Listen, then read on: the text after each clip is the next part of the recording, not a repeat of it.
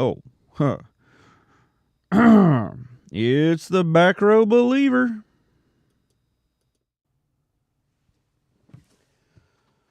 All right, we're here again in the back row. Yep.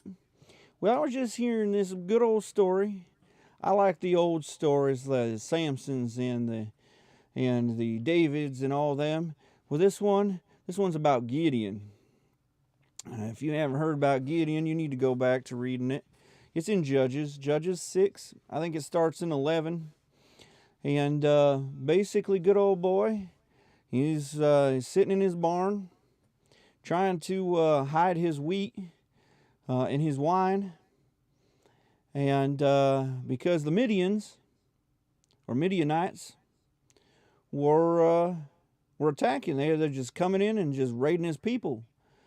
And angel came to the guy, and he says, "Man, you know what are you doing? Why aren't you fighting for yourself, you mighty man of valor?" And Gideon says, "I'm a mighty. If God be real, why am I getting why did he bring us out of Egypt so that we could get taken over?" And we hear that a lot, God, why'd you take us out of Egypt? If you read the back end of the Bible, in the beginning of the Bible, you see these people were in slavery. Our pastor this last week, he talked about people were in slavery, and they wanted to go back to Egypt in slavery. Think about that. That when you get used to something, you get used to it. You could get used to your sin. You could get used to being in whatever you're doing. And because you're used to it, it's comfortable for you. And it's good. And you like it. And that could be anything. That could be your drugs. It could be your alcohol. It could be, just that beat you to death job at your work that you're used to it. And so you just keep on trucking in it. It could be trucking. You're just so tired of it, but you're just so used to it. It's okay.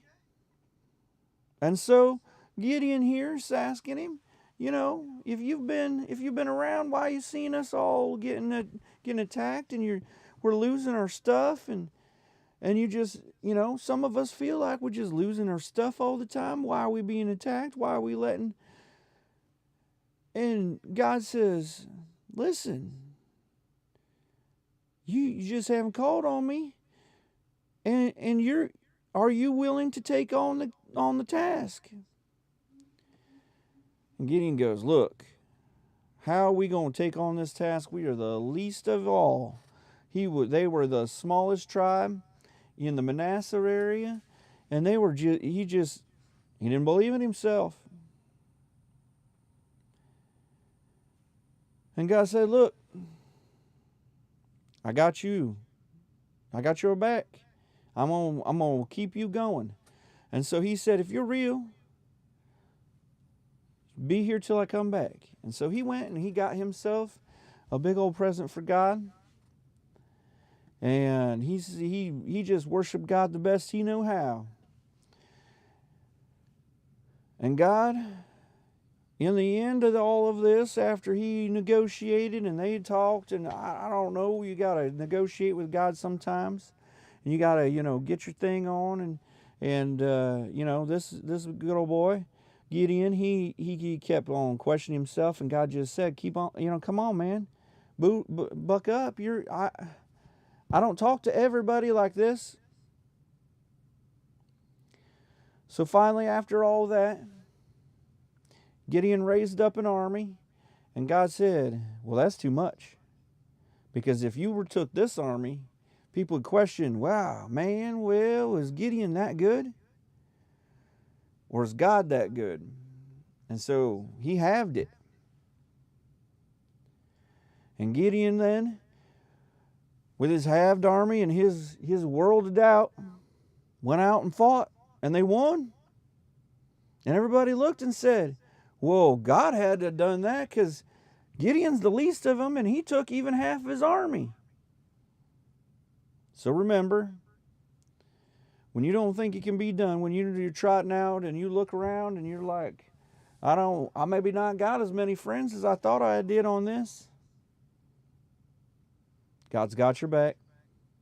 He'll do it with a small army so that He gets the glory. And remember to give Him the glory when you just do this fabulous thing that you just don't understand. It's God. It ain't you. Sad as it could be. Wish it was you, right?